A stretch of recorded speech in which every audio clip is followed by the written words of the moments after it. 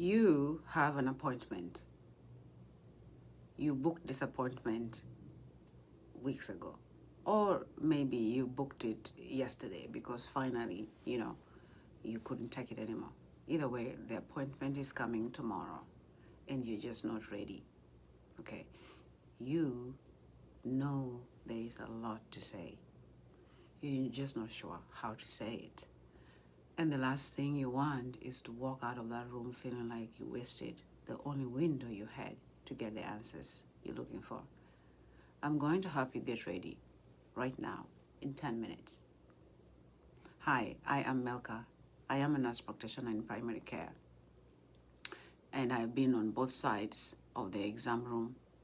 I have watched women arrive at appointments completely overwhelmed, and not because they didn't care, but because nobody ever showed them how to prepare.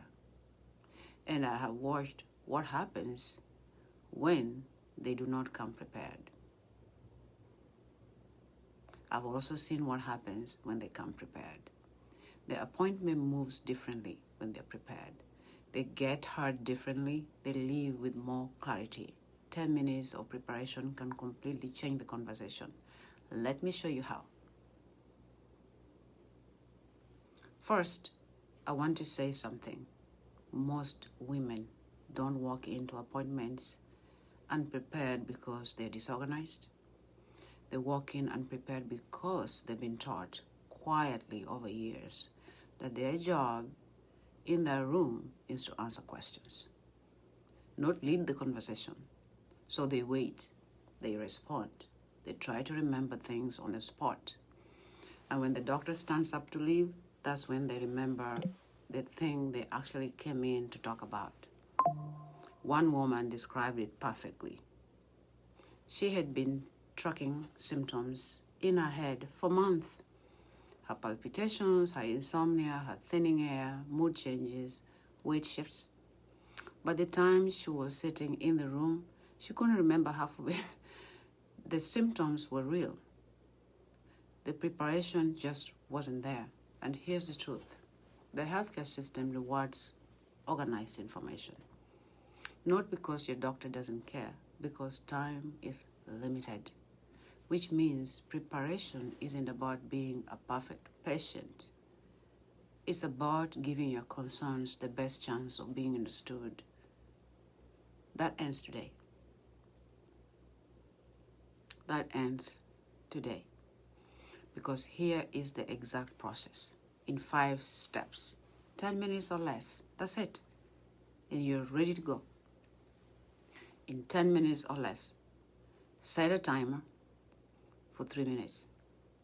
Grab your phone, a notebook, a sticky note, whatever is the closest. I'm waiting. Good. Now write down every single thing that has been bothering you, physically or emotionally. Don't organize it. Don't edit it. Don't decide what's important enough to mention. Just get it out of your head on the paper. The fatigue, the headaches, the night sweats, the anxiety, the symptoms you've been embarrassed to bring up.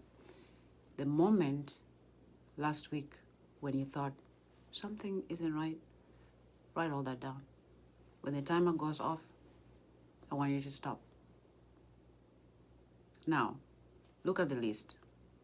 Ask yourself, of all this affecting my daily life, which one is affecting me the most right now? Cycle the 3, just 3. Not because the others do not matter, but because focus creates better conversation. 3 clear concerns will almost always get more attention than 15 scattered concerns. 3 is your anchor. Next to each problem, I want you to write 1 sentence, just 1 sentence. How long has it been happening? When is it worse? How is it affecting your life? For example, insomnia, waking up at 3 a.m. almost every night for 2 months and exhausted all day. Another example, palpitations, heart palpitations, happen randomly at every rest. Mood changes, crying more often and don't feel like myself. That one sentence gives context, and the context helps clinician connect the dots. What is the one thing you need answered today? Not 10 questions. 1. Maybe could this be hormonal? Are these symptoms connected? What would you do if this was your own body? Write it down. Because when appointments feel rushed, people forget. When emotions rise, people forget. When they are nervous, people forget.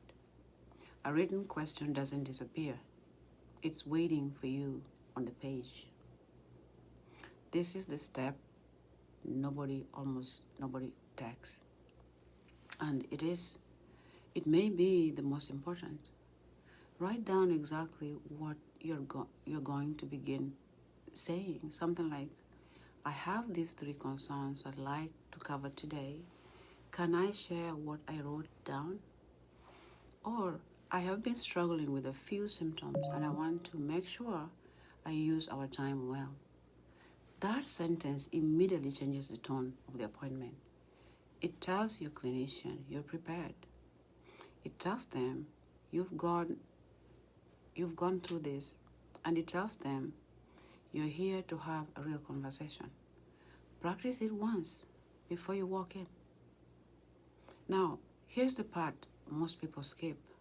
Bring the paper into the exam room, in your hand, not buried in your pocketbook somewhere or in your phone, not floating around in your memory. Visibly, physically ready. Read directly from it if you need to. And let me tell you something from the clinician side.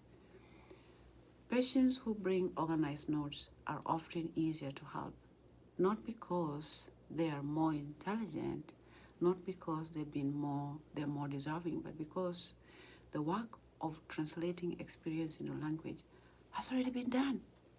You are not being high maintenance, you're being efficient. And any good clinician will appreciate that. Before you go, I want to leave you with this. A lot of women walk into appointments already apologizing, already minimizing, already shrinking the problem. I don't want to take up too much of your time. Oh, it's probably nothing. I know you're busy. I understand why. It's years of being rushed, years of being dismissed, years of being taught directly or indirectly that your symptoms are an inconvenience. But your symptoms are not an inconvenience. They are information. Your body has been communicating something, and that appointment exists for you to bring that information to someone trained to help you interpret it. You're not there to be easy. You're there to be hard. You are there to get answers. I want you to remember this. The next time you're sitting in a waiting room, you do not need to earn the right to talk about what you're experiencing. You do not need to prove you're suffering enough. You do not need permission to take your symptoms, for your symptoms to be taken seriously. You live in that body, you're the first person to notice when something changes. Never ignore your own experience simply because someone else hasn't connected the dots yet.